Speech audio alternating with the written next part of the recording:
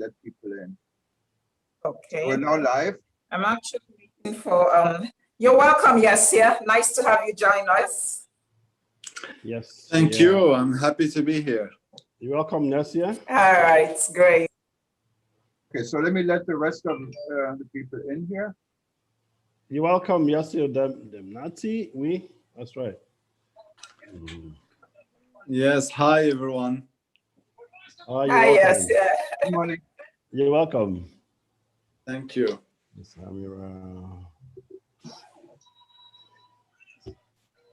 We're waiting for Marie. I don't know if she's having some issue trying to log on. I had sent her the link earlier. Oh, we got Stephen back. I always look out for Stephen. He has been on every session. Hello, Jürgen. How are you? Oh, wow. Good afternoon. He's in New York in the middle of the night. He hasn't missed anything yet. So It's a pleasure to be here. thank you so much. You're welcome.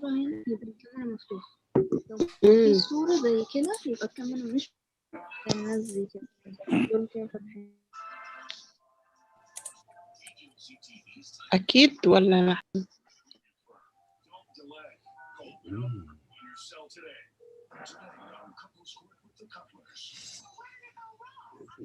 Okay, so it's 9 o'clock on the dot. Right. This will be like about like 1 minute. I'm just putting it on all the different channels. Okay, all right. I'll put it on African Tourism Board right now.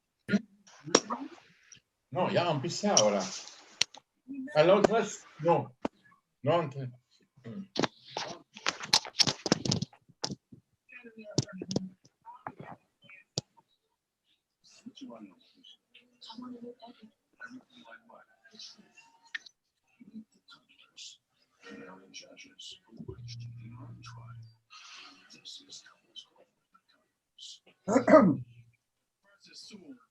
I forgot to do one thing. I didn't name the event correctly, but it's too late to do now, unfortunately.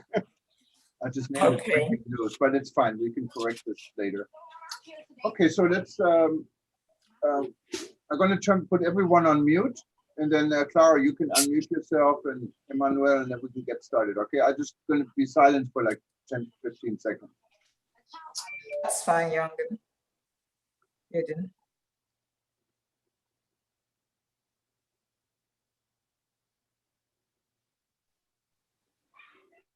Aloha and good morning, everybody. My name is Jürgen Steinmetz. I'm joining you from Honolulu, Hawaii this morning.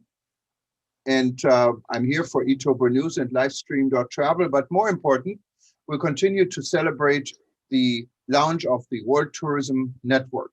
World Tourism Network is an association what emerged out of the rebuilding.travel discussion we had since March, since the outbreak of COVID-19. And we're progressing into an organization with now more than 1,000 members in 124 countries.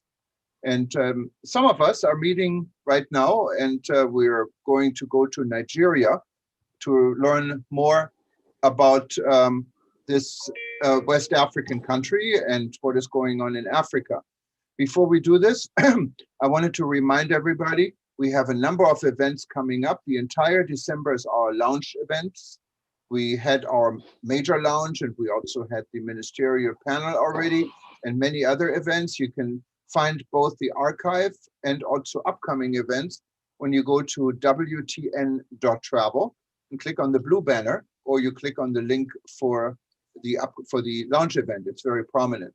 You can register, be live, ask questions, or you can watch us, of course, on eTurboNews, on Facebook. This is going to be repeated a number of times over the next 30 days. So we're excited to be out there, and anyone who hasn't joined us yet, just go to wtn.travel. We have both free and we have full paid membership options, and we want you to be part of it. Now, without further delay, I'd like to give the microphone to Clara Okoro.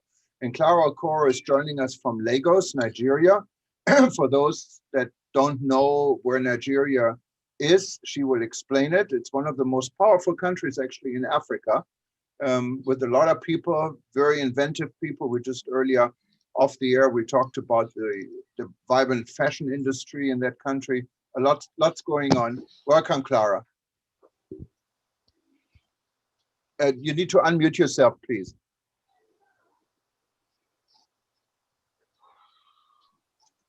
There you go. Okay, great, wonderful. Thank you, everyone. Like Youngan said, my name is Clara Okoro, and it's a pleasure to have you all join us this evening. I'm, presenting from Lagos in Nigeria, and we're basically going to be talking about a topic that we feel would add value and if taken into consideration when policies are being drawn up and implemented. I'd like to welcome each and every one of you for taking time out to join us. I have 3 people who will join me on this panel, each of them an expert in the areas that they work. And we're going to have very strong value-driven discussions this evening, and has taken away that if some of these ideas put forward are implemented, it will go a long way in making tourism very, very competitive in Africa. I'd like to welcome you once again, and we're going to be treating the topic of smart tourism in Africa. It might sound a bit futuristic, but I can assure you that sometimes when technology comes into some areas of Africa, what it does is just leapfrog. It's 5 years, 10 years, and jump into the 10th year of that existing technology. And these are the things we're hoping would eventually happen with the tourism ecosystem in Africa. So I'd like to introduce to you my panelists. I have Mr. Amos Emmanuel, founder, Programmers Foundation.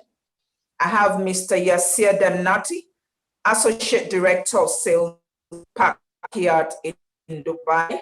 And I also have Marie Glad, who is the Senior Designer, Lecturer, and Mentor at Malmo University in Spain. It's a pleasure to have them all, and we're going to keep this very short, succinct, and to the point. So our presentations are just going to last for five minutes, and then we go into the discussion panel, where afterwards you will all be free to ask questions. I'll just give a brief of who my panelists are. Amos Emmanuel is Chairman and Chief Software Architect at Programmers.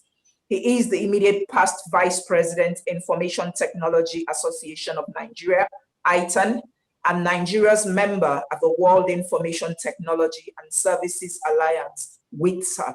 While in ITAN, he chaired the ITAN Strategic Initiative Committee, ISIC. He's also the founder of the World Awards, WSA, and an expert in that jury. He's going to help us talk about smart cities today. Yasir Demnati is a high energy success-driven executive with a broad toolkit of business development, digital marketing and sales management. With over 14 years in his kitty, he's developed a strong reputation for the ability to consistently drive progress and profit as Director of Sales at Backyard in New York. He played a series of key roles in setting the hotel commercial strategy, managing relationship with key clients, and growing the hotel's market share in Middle East and Africa. Mr. Yasir Demnati will be talking to us today about smart hotels and how in post-COVID era, this will become the norm. Marie will be talking to us about user interface. When tourists want to travel to countries, does technology play a part in the decisions they make? And I think absolutely this is key now for a lot of people who want their comfort. To go to uncharted territory where they know nothing about is a bit of a dampener in their decision. But if we have tools that can make their journeys, their travels a lot easier, it will become very competitive for those environments that they want to travel. What Marie will be looking at. She has over 20 years of experience in the field of user-centered design and digital innovation. She has worked with over 70 different brands across industries, including IBM, IKEA, Orange, Mercedes-Benz, Scandinavian Airlines. With her breadth of experience and expertise in managing global as well as local projects, she translates big ideas into impactful and integrated solutions. Marie will be speaking to us, as I mentioned, about user experience and user interface when it comes to technology tools in travel. So once again, ladies and gentlemen, I'd like to welcome my panelists and welcome each and every one of you. And I'll go straight to Mr. Amos Emmanuel for the first presentation. Thank you very much, Clara. So I'll just, I welcome. know we don't have too much time on this, so I'll just go straight to share my presentation. Please permit me to do this.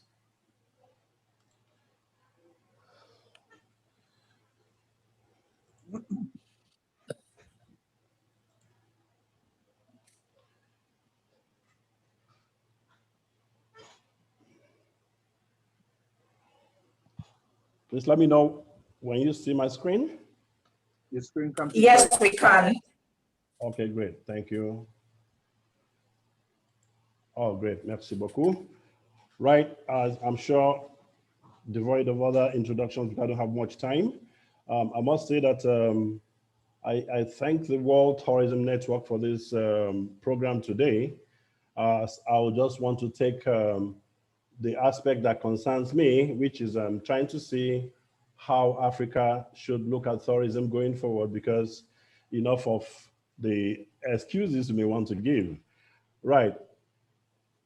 First is that smarter and digital enabled tourism in Africa. Increasing awareness for digital economy trends in Africa owing to the visitation of the 2020 coronavirus pandemic will improve the dwindling performance of a true tourism industry in many African countries. There are certain factors I'm looking at as factors that we really need to hold importantly. I will look at visa facilities innovation. Things around visa facilities has to be properly taken care of, and they must be responsive to positive, guidelines compliance with the World Health Organization. Of course, marketing campaigns, now we have digital media that has actually expanded in so many ways. Tourism in Africa that was never there are beginning to take advantage of digital media in marketing, tourism, products, and services. Then we look at certain other factors as the improving of the infrastructure. This has become major concern in many governments across Africa. Then improving digital ecosystem became a very important thing that we had seen like about a decade ago. And in my foundation, we had actually been trying to see how we'll actually assist the environment by curation of a digital ecosystem that we call the Innovation Bed.Africa, where innovation solutions need to be linked to tourism activities particularly. Africa actually, if properly presented, marketed, Africa, I can actually see that the digitally marketed tourism carries the beauty of an African digital economy. The beauty of Africa is yet to be appreciated. But then we're happy that given that tourism now utilizes tools that work across different devices, making it more convenient for tourists, African tourism industry is actually hasn't seen its expansions and promotions yet.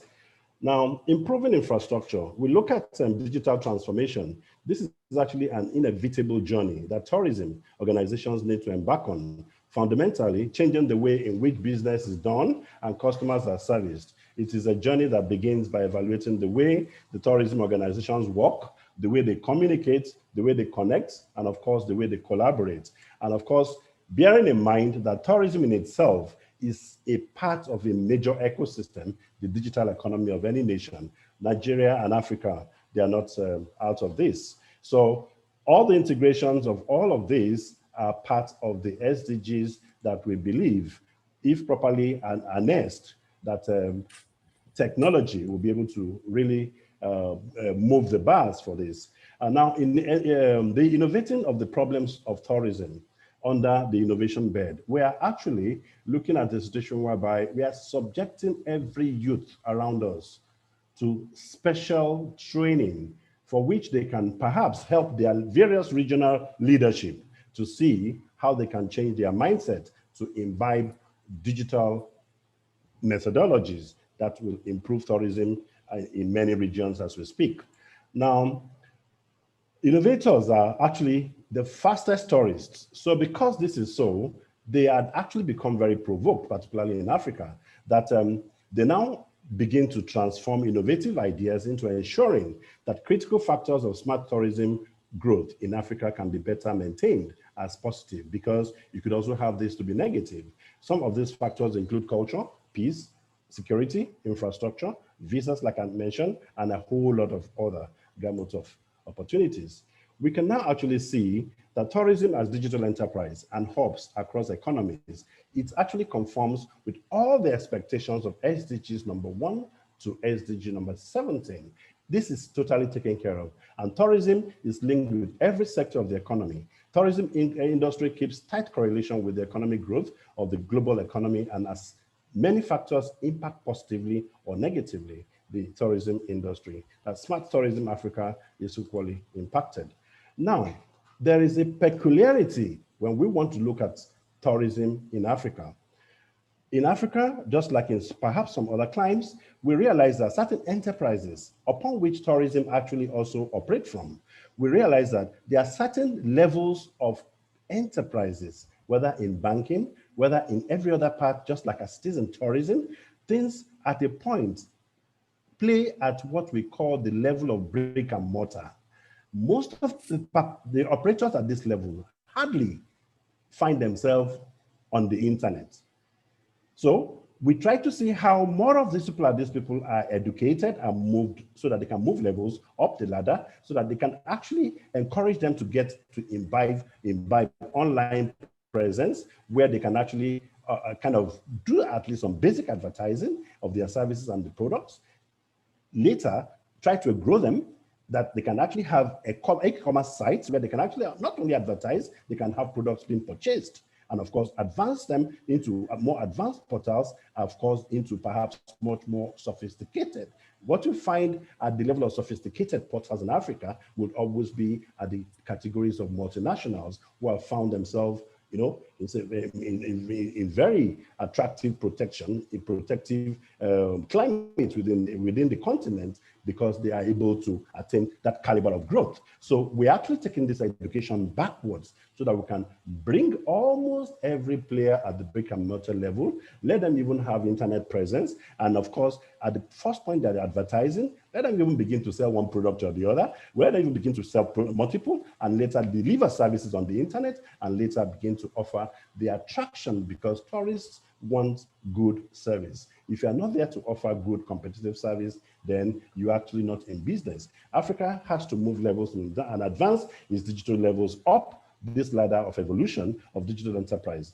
These things may not happen overnight, but can be planned for can be planned for success by good leadership. And some of this is actually can be some complicated set of architecture, but then we have launched something in Nigeria where we actually have imbibed the United Nations ICT for Seeds space architecture that is meant to encourage leaders, anybody in public sector or public service, to use some of this innovation that is able to make them to do things that make them to use the certain computer-aided planning products or solutions, so that they can actually improve the services that they churn to the society. If these guys are not even doing the right things, we realize that the services, even in ordinary renderings, its government services to its citizens, are so poor or not even available at all. But then this kind of services, youths in Africa are beginning to learn, because it's now open. The pilot in Nigeria has already started, and this will be scaled across other African countries. And we actually would encourage that the tourism sector should take advantage of this, because all public services that you actually relating with customers that have CRMs, that have customer and citizens involved, have to go through all this gamut of technological maneuvering that makes work much more competitive and fast and knowledgeable. So, and I think all these are the kind of attention that we think to give the attention to the tourism industry in Nigeria, and so that by the time you have the units of the countries in Nigeria, in Africa, offer this kind of attention to their environment, enhanced innovation by Africans will sustain necessary economic development for smart tourism in Africa. And of course, the global picture of tourism can better identify some of us in Africa, in Nigeria, to join the smart global village, because we are doing the right things, and our e-services, which are now global smart hubs, will include tourism, aside healthcare, education, disaster recovery management, and some other areas of service of distance to the masses. So I think that's about my very small intro I need to put at this point. And I actually shared a link here that you can go to study some products that are innovative products that have been released in the world. As of 2019, there were tourism products released from about 5 countries that won at the World Summit Awards last year. This link can take anyone to that set of products on tourism. Thank you so much for now. Wow. This was so absolutely amazing. Thank you so much, Amos. I am absolutely impressed. And when the time you were able to give us concise and very value-driven information that is actually planned, that could be used for plans and evaluated and actually doable. This is really amazing. And I hope you can share that document with us. A lot of us would like to go through the details in working with that. Thank you so much. I'm absolutely grateful for sharing that. You have the document already. Yeah. You can confirm. Emmanuel, if you send the document, we can also All put right. it on our archive, so people can just simply click on it. I have it. She has it. I've sent it to her already. Yeah. Okay. Thank you. All right, fantastic. So we move immediately to Yasir to take on his presentation. And then afterwards, we can, if we don't get Marie to join us, we can go on to the panel discussion. So Yasir, the floor is yours.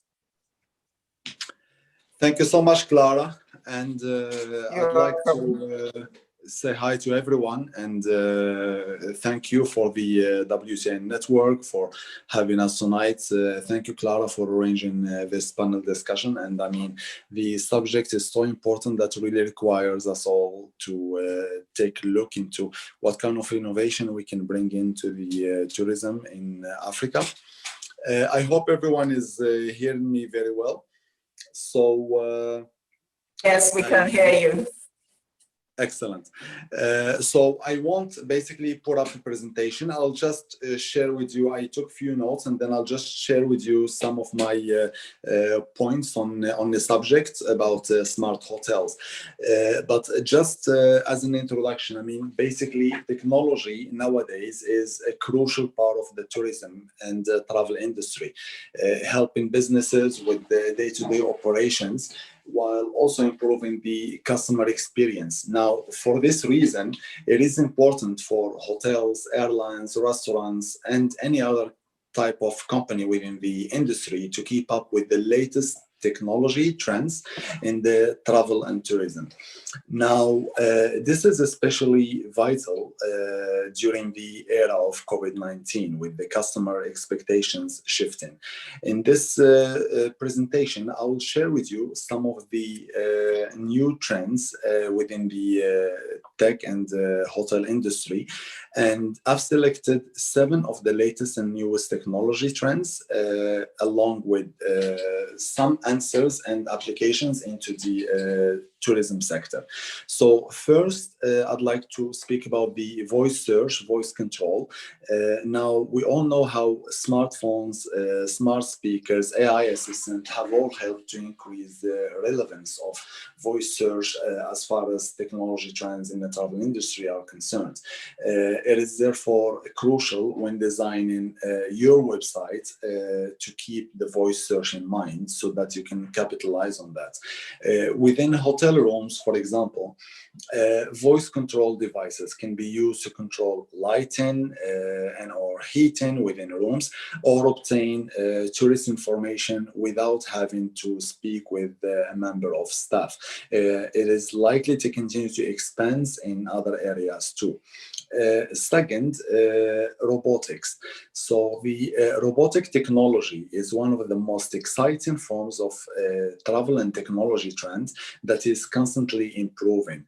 Within hotels, for example, robots have been used in concierge-like roles, helping to greet guests when they arrive, provide information. Some hotels have even expanded their use into involving them in cleaning or luggage handling. Third, virtual reality. So virtual reality has been an emerging technology in a number of different sectors, but its role within the tourism industry is especially significant. Using VR, customers can experience everything from virtual hotel tours to landmark, national parks, or even specific activities. The interactivity and immersion of this experience can also provide you with a competitive advantage over rivals who are not using this technology yet. Then number 4 would be the AI chatbots. Now, AI-powered chatbots can be one of the single most sensible travel industry investments you can make, because these chatbots can, they're basically able to provide customers with swift answers to questions on a 24/7 basis, regardless of staff availability or basically time zones. This can be essential, especially in these days, to live up to the current expectations from customers. Now, typically, these chatbots are at their best when answering questions, questions with common answers, which have standard answers that are already being provided. Yet, advances in the technology means modern chatbots continually improve as they have more and more interactions. Number 5 is the Internet of Things. Now, one of the most exciting emerging travel technology trends is the Internet of Things, which involves internet-based interconnectivity between everyday devices, allowing both to send and receive data.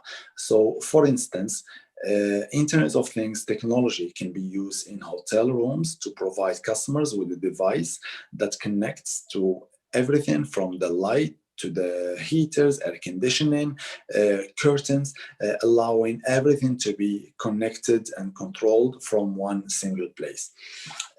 Number 6 is the recognition technology.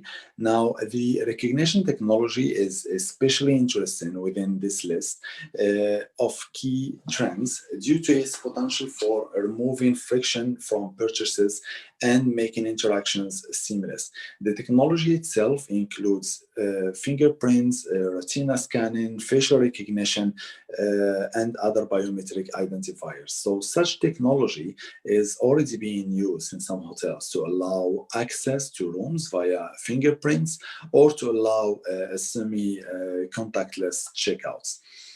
Last but not least is big data.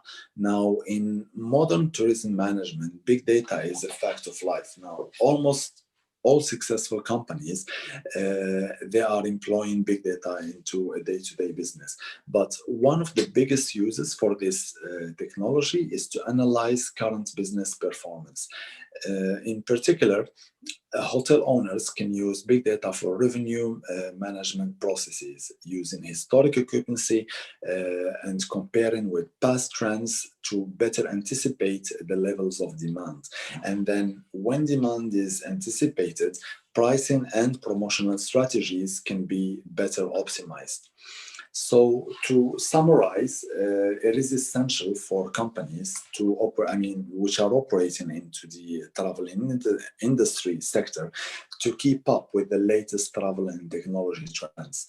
Understanding and adopting these trends that we spoke about, which are just a small group of the emerging trends and which have even become more popular, especially in the era of COVID-19 where we live in. So understanding these trends will just allow you to give a better experience for customers and also help you to optimize the revenue management and overall business performance. Absolutely great. Thank you very much. Always a delight to listen to you, to give us updates, you know, in the technology that is becoming mainstream now that it's become a necessity, you know, in the era we've shifted into. It's really, really something that is, to us, a bit far-fetched, but sometimes circumstances drive us to scenarios we never, ever. So we are reimagining what life will be like for the average tourist post-COVID-19. And the truth absolutely is that they would have to get used to these technologies, because social distancing, contactless, you know, hotels will become the norm.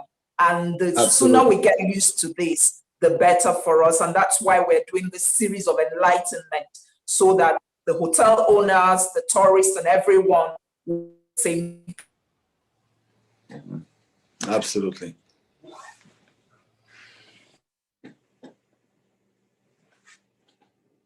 I think we lost your sound, Clara. Some of the points, salient points from both papers that have been presented, both by Mr. Amos and Mr. Yesir. One or two questions from those who have joined us. So you can actually go to the chat and type in your question, one or two, and we can treat that whilst we're discussing in this panel session. So Mr. Amos, I'll go first with you. I have a question. Is Mr. Amos ready? Very well, very well. Okay, great. Now, when we talk about smart cities, we already have some countries implementing what will make their city more competitive, because apparently most of these things are economy based. So the more competitive you are in terms of drawing tourists into your country, you're competing against nations who haven't actually taken advantage of some of these tools. Can you just give us a brief overview of where you think Africa is in terms of pursuing this agenda in creating smart cities? I think first and foremost, Africa still has a whole lot of work to do. And that is why I had to take it from the point of we having to go back to what the lead countries who had advanced, particularly the countries within the G20s, let me say 10 years ago, the G20s as at 10 years ago actually had certain sets of things that worked for them. So Africa won't leap into a digital economy if it misses those tracks. United Nations Global Alliance for ICT Development 10 years ago actually put up together the fact around the space initiative, and that was the strategic planning, architectures and control education, which are sets of computer-based strategic planning tool sets that was supposed to help developing countries and small islands, at least to grow from where they are, to at least be able to compare and compete with those G20s, for instance. Like I said, you don't jump this overnight, and it won't happen that we are going to purchase a digital economy. It will take the processes of what we are doing now, what we culturally are used to. And that is why UN ICT for Seeds for about 10 years have been evolving the design that is suitable for Africa, because I'm on the working group for some period. So for us to say that we are actually looking at how we can go back to the drawing boards, perhaps re-modernize our culture or re-modernize our processes and move ourselves from the brick and mortar stage.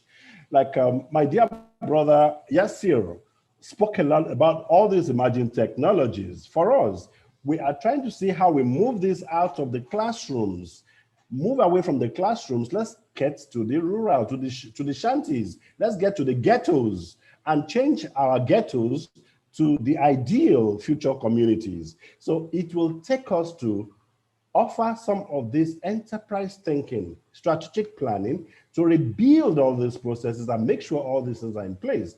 We cannot offer services for tourism that can be competitive with people that are already leaders if we are not doing the same thing. So in the course of doing all this, we are actually developing our smart digital cities, because our services would have been made even possible in our rural areas.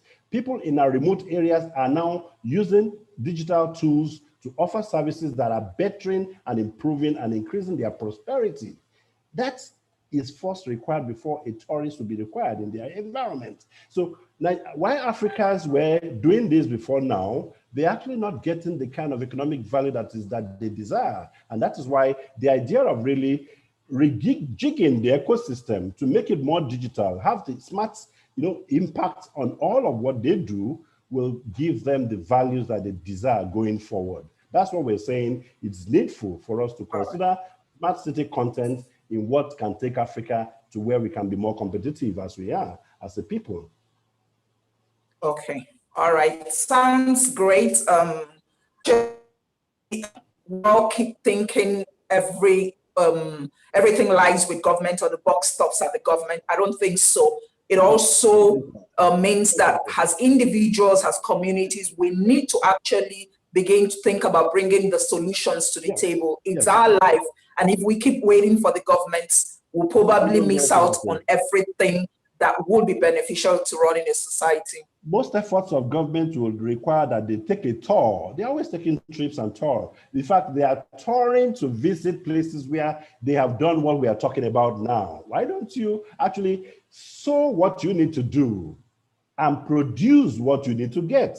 The production capacity for a smart city lies with Africans, and the practical abilities of Africans to deliver a smart city for themselves. Than the government itself. Oh, no. It's a major distraction, the way I look at it, actually. So it's okay, Yasir, I'm going to take this question to you. There was an example we gave at a forum we were discussing about smart hotels and what some electronic giants have already come up with. There was a case study of what one of the big electronic companies has done with integrations with hotel, for a tourist taking off from the airport, getting out, staying the days they would stay, and then getting back to their country. Everything has been programmed by artificial intelligence. But the assumption is that these technologies are very expensive to acquire, which is making it seem like a far off, so to say, a far off ideal that many people figure, or it's beyond our reach. What do you think we can do to bring down to mainstream, make people believe that as little as you can spend to acquire technology, it could go a long way to enhancing your processes, your systems, and making you equally more profitable? Yes, I actually quite agree with you. When we usually speak about this kind of new technologies, and probably especially in a place like Africa, we would think that such technologies would only be affordable to northern countries, or probably it's such an expensive technology that can also be only be affordable by big gigantic companies. The truth is it's not. So especially nowadays, where technology is so common, and the market is open for so many companies which are also developing different types of technology. It's really affordable to all. Just to give a few examples. We spoke about the chatbots, for instance. This small, we could consider it really as a small technology or a tool. However, it can save you thousands of man hours, or let's say employee hours. A chatbot is a tool that you can have on your website that you can program with your most frequently asked questions.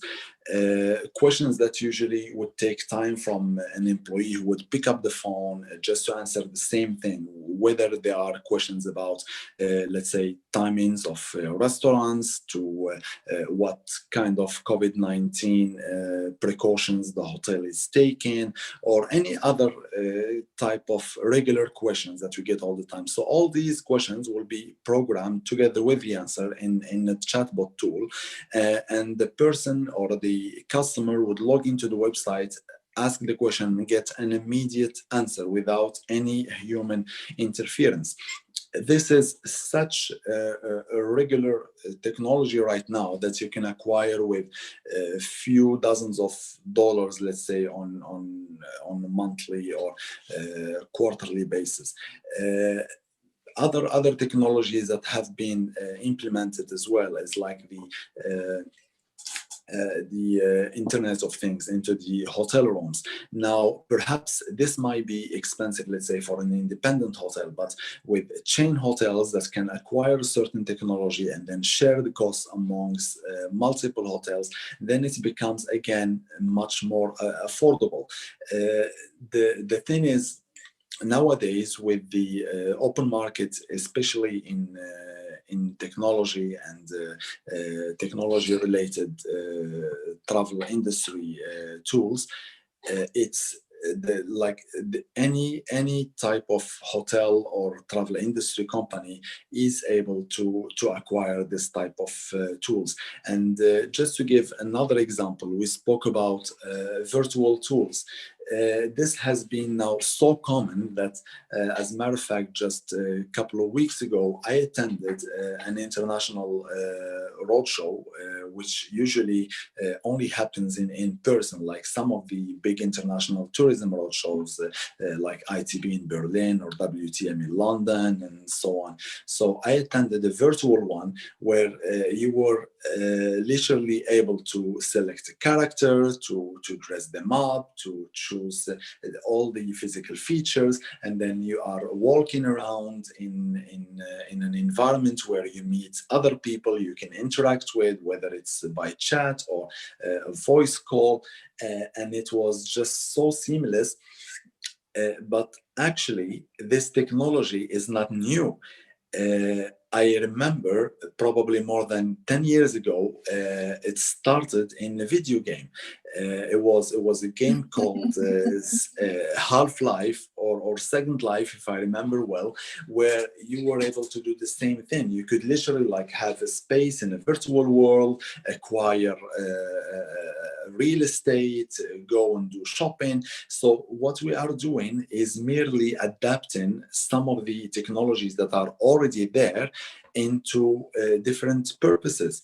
So again, we should just remove this idea of affordability or that it's only available for certain level of companies. We should just look out there. Everything is available, everything is within reach. And now, even for people, there are technology, like nowadays, most technology companies, they work on a different model. You don't need to purchase the technology and license it. You could only actually pay for the use or borrow it.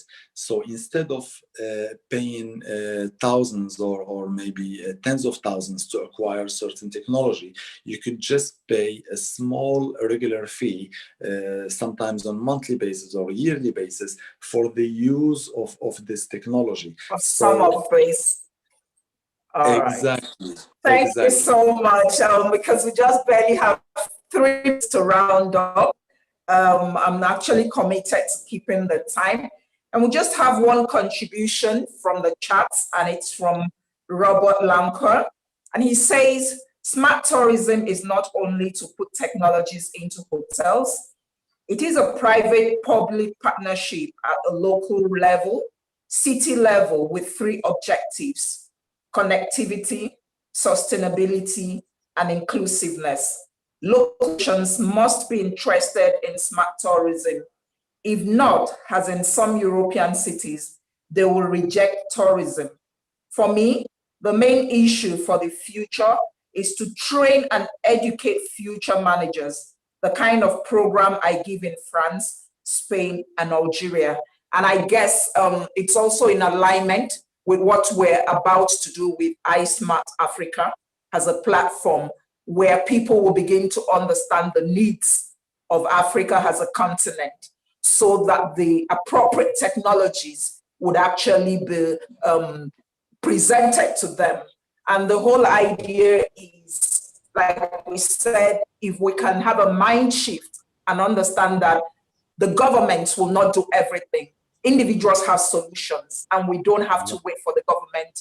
When it comes to policies, they can always catch up, but we can provide the solutions while they are still working at the policies. It's really been an exciting evening, and the opportunity given to us by WTN to further these discussions. I really, truly appreciate the time.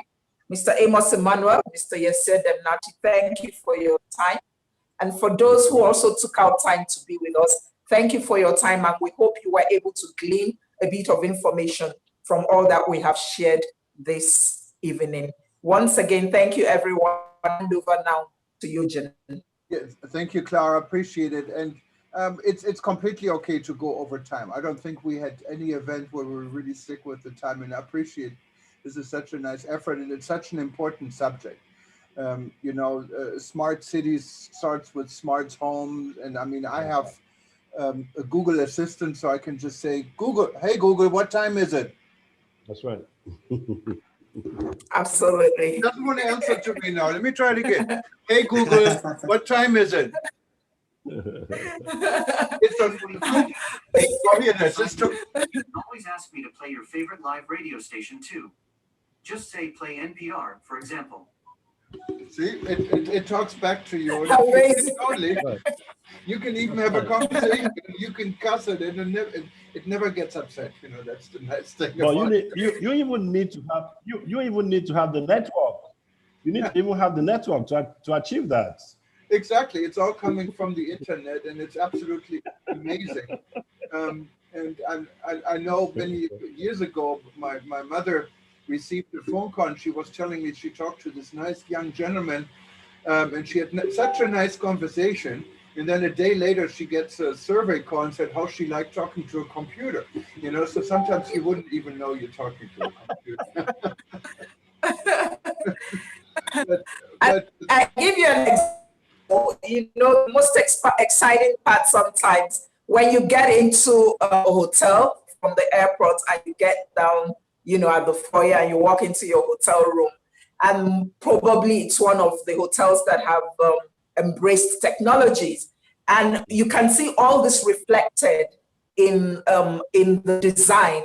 You get into the toilet, it could be a contactless toilet, and you're there for where to, you know, actually flush the toilet. You just needed to wave your hands and the toilet flushes by itself. You know, and these are the excitements that those who understand the needs of the advanced tourists who wants their comfort at every level. Okay, years back, if you needed a taxi, you had to get down to your hotel foyer and stand on the road and get your taxi. But now from your room, you can, through the app, just get a taxi. Once it's there, it tells you it's there waiting for you at the foyer, and you walk down and get to where you go to. And with your maps right there on your apps, you can navigate the city without having to look for someone. And so the argument is that somehow technology might affect jobs in the future. What are your thoughts on this, actually, Amos? Looking at the aspect of it taking away jobs, because we already have the apps on our doing the job for us. Frankly, before now, as an IT person, I once believed that time would not come, that man would be afraid of machine. But then, in reality, it has dawned on everybody right now to see that the changes of information communication technologies around the world are a necessity. So it's not about, it's not of choice any longer. So if you, perhaps you are in the manufacturing business. And you realize you now have some set of innovation that may replace about 50-man line production and reduce them to just 2, one at the beginning of the production line and 1 person at the other end of the production line. Thereby 48 people have been pulled off the production business or production line. You realize that as a business owner, you actually will respect your bank interaction because your bottom line will be talking better to you. Your products will get to the targeted places without human intervention. So many things are now come to the reality that the business owner's interests now matter. Is not about the labor that you attach there. But you see, for governments, because they're looking at politics, and man is now being placed on wrong jobs. That's why today I try to disassociate the word job, J-O-B, from the word service. They are 2 separate things. Politicians will be quick to use the word job because they put you in a place for 30 days and pay you what they call a salary, and the reward system is not equivalent to the production. Whereas service means there is something you are bringing to the table and you are being rewarded for the value of what you have produced. Solving a problem. So the day we throw away the word job and begin to measure by the word service, we will be better off, whether as the public service or private. So the reality of ICT is not for us to compromise this at all. Don't put 100 men to go fight a war when a few machines can deliver your victory. I think I'll just put it there. All right. That's, I go to yours here, and I have to take it from the point of view of our continent as Africa. There are some countries already in Africa that are moving ahead with the blueprints we're talking about. In Rwanda, for instance, I'm very sure that the president is very pro-technology, and he's already some hubs in Rwanda, and a lot of the events going on there are actually looking at this aspect of turning Africa into a smart continent by homegrown technologies. And what I see is that most of the hackathons being sponsored are from mostly European countries or the EU, trying to help solve the in Africa, because it have these challenges that the opportunities actually lie. Now, yes, yeah, talking about the gradient of progress being made. We have the Northern Africa countries, the Southern African countries, and the Sub-Saharan African countries. Will there be a time when we can actually sit together as the African Union and look at an integrated technology plan that could actually fast track to enhance and make the continent competitive in terms of tourism?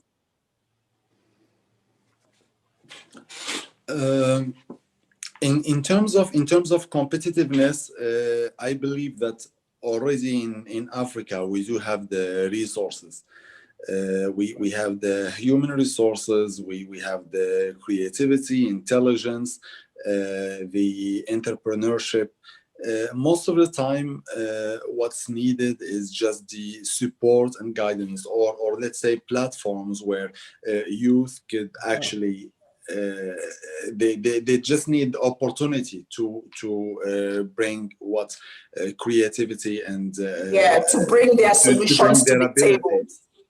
Absolutely. So with this kind of programs, yes, I definitely believe that we will get there, and especially nowadays that we live in a global village. Basically, it's an open market. Like nowadays, everything is open source. You have access to all kind of technologies. It takes much lesser time than it took before, let's say, to uncover a new tool. If tomorrow a new technology comes in Northern Europe or in Americas, it will only take few weeks before another startup comes in with a better version by already discovering how the previous one works and then developing a new version. Because nowadays everything is open out there and everything is accessible. So I just believe with the right platform, with the right guidance and resources, yes, we can definitely compete. All right. Yes, it's an extremely interesting discussion for me. I also wanted to read a message I received on Facebook. Cuthbert Nikube, he's the chairman of the African Tourism Board. He's watching us on Facebook. Hello, Cuthbert. Let me read your message. Just thank you, Jürgen, for sharing. Smart tourism is the way to go for Africa, and it needs to move up the ladder. I totally agree. So thanks for that comment. And you know, I hope also with WTN and our affiliation with the African Tourism Board, we literally Siamese twins. We can work together in bringing this forward for Africa and also for other parts in the world. I would welcome anyone who wants to get involved. I think it's a good business decision to think about. We talked about fashion, but also talked about a discussion group within WTN on smart cities. I think it could really be beneficial. I actually, if you don't mind, I don't know if she is willing to or has a microphone, but I see Professor Dr. Snežana, and I'm pronounced this probably wrong. We just announced she's the head of our educational forum. She's joining us from Serbia. I don't know, Professor Sena, if you just want to say, have a comment on this, how this would go aside with education and so forth.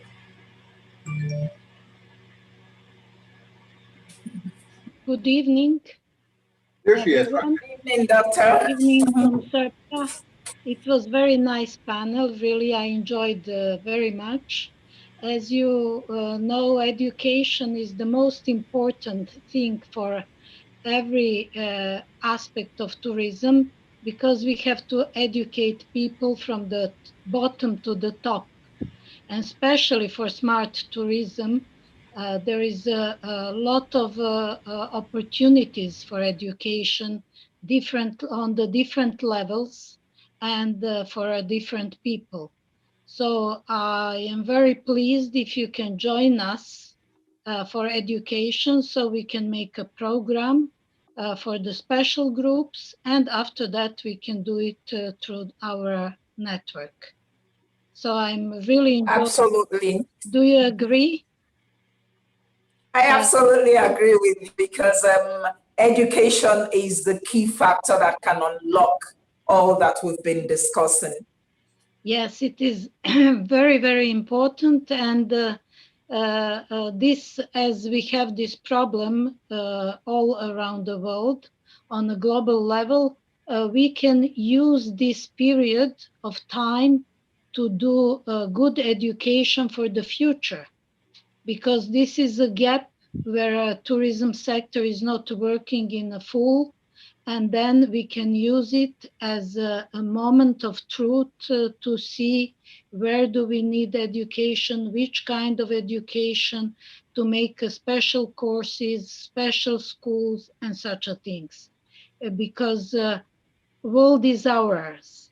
There are 120 countries, including in our network, which is the most important.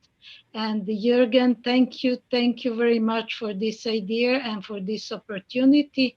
And I think that education is the most important for development of tourism in future. Thank you very much, Edelman. I appreciate also you joining us. We had a very good discussion actually on the Balkan tourism where you participated. It's an archive. If you haven't seen it, just watch it. It's really an interesting discussion. I learned a lot on this as well. And last night we touched the subject we're touching here also with our group we had from Saudi Arabia. And Saudi Arabia, of course, is going through an enormous conversion when it comes to travel and tourism. And we have His Royal Highness, and I'm so sorry, don't ask me to pronounce his name, joining our, leading our local chapter in Saudi Arabia. And there seems to be so many opportunities in that part of the world. And yes, you're in Dubai, right? You probably know that.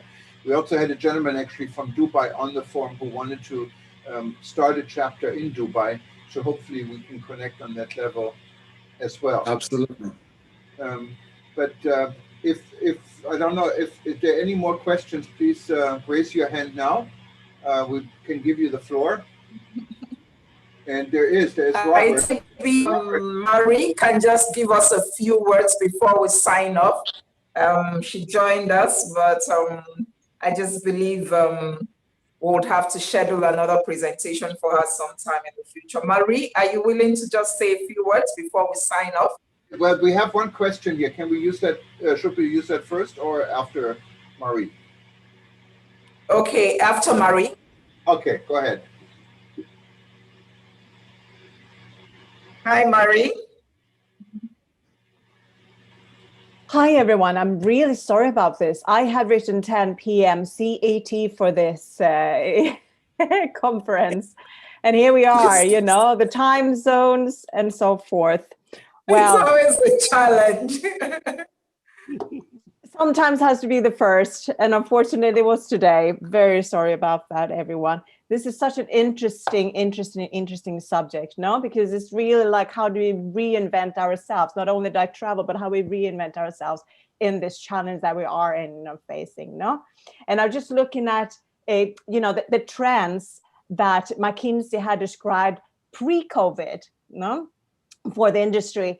I looked at them, and I'm looking at what are the trends from now on ahead, and it's very similar. It's really curious to see. It is about disruptive tech. It is about sustainability and, and the considerations for the environment. It is about the moving into the mobile atmosphere. It is about engaging in well-being and so forth. What is happening is we're escalating all these themes, no? And it goes so well hand in hand with the smart tourism. It goes so well in hand with the generations, that are coming of, they've been off the tourists in terms of the millennial group, in terms of the Gen Z, what they are expecting and requiring from the services as well is kind of its personalization part of the picture. It is, it has been able to work and study wherever you are. It has been able to kind of travel for good in a way, no? And being able to support the communities where you are at the moment, where you are staying at the moment and so forth. And the beauty with that is like, there's so many amazing opportunities when it comes to Africa as a continent to support that, that where we're heading, the trends and what people really want from the travel now and also in the future, so to say, no? So I keeping it really short, but that is really what I wanted to bring in, but also the importance of understanding users from the user perspective, really tapping into what are the needs, really doing our research well, and really being able to, as soon as, looking from the whole journey, from the pre-trip, the research, going through to the experience is taking place, to the after trip experience, no? And also being able to tap into that after trip experience, all the feedback being shared and so forth with experience to iterate and improve these experiences. Thank you very much, Marie. Let's give the last comment or question to Robert Lanquan. I think you're joining us from France, or I know you've been on the show a number of times. Thank you so much. Please unmute yourself. You're still muted. Yes, thank you very much. No, I am not speaking from France. I am French, but, I am speaking from Cordoba, Spain, where I am living, and I work exactly on this field of smart tourism. I develop a lot of program, and there is some even article and chapter of books in EG, published in Philadelphia, and I am very pleased to listen to you. I try to develop this kind of program in Algeria, Morocco, because, for example, at the end of this month, I will go to Tangier and to Fez to speak about that. And I believe that the real problem for me is the education problem. We have to go beyond the technology to put in hotel, etc. We have to go even beyond for revenue management and yield management. I'm teaching yield management, and I even have a small business with my son on revenue and online service, management service for hotel, hostel, etc., etc. But really, and I am very pleased that to listen to what was saying Clara. In Africa, the future is the use of this online digitalization to allow to a lot of people at a reduced cost to promote and develop tourism. And as I say in the paper, the smart tourism has 3 pillars, you know, sustainability, very important, connectivity, and inclusiveness. If you don't if you forget to work with local population, you will have trouble, as we saw in some European countries, in some European cities. And thank you very much for all. I can even send you some document in French and English and Spanish on smart tourism I was doing, and you know, Clara, I will send you that soon. Give me your. All right, thank you very much.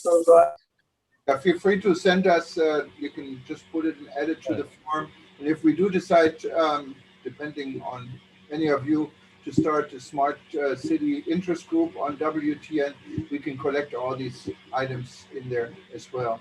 And before I give Clara the last word, I just wanted to thank everyone who's watching us right now, everyone who will be watching us. And I wanted to remind everyone to go to our website, WTN.travel, click on the lounge events on the blue banner or on upcoming events, and you can register for many more sessions coming up between now and the end of the month. And if you're not a member yet of the World Tourism Network, please become a member. We have both free and paid options. Of course, we prefer the paid options, but either way, you go to WTN.travel and click on register or become a member, and we would welcome you with open arms. And with this said, and aloha from Hawaii to everyone. Clara, you have the last word. Thank you very much again. It's really been exciting. I'd like to thank everyone. And we're working on a project. It's called iSmart Africa.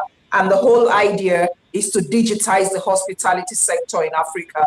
And it's a matchmaking platform where we connect technology companies that have the solutions to the hospitality sector businesses that need these solutions in Africa, so that our tourism sector can become competitive. Once again, thank you, everyone. We count on your support as we go on this journey. And thank you, WTN, for giving us the opportunity.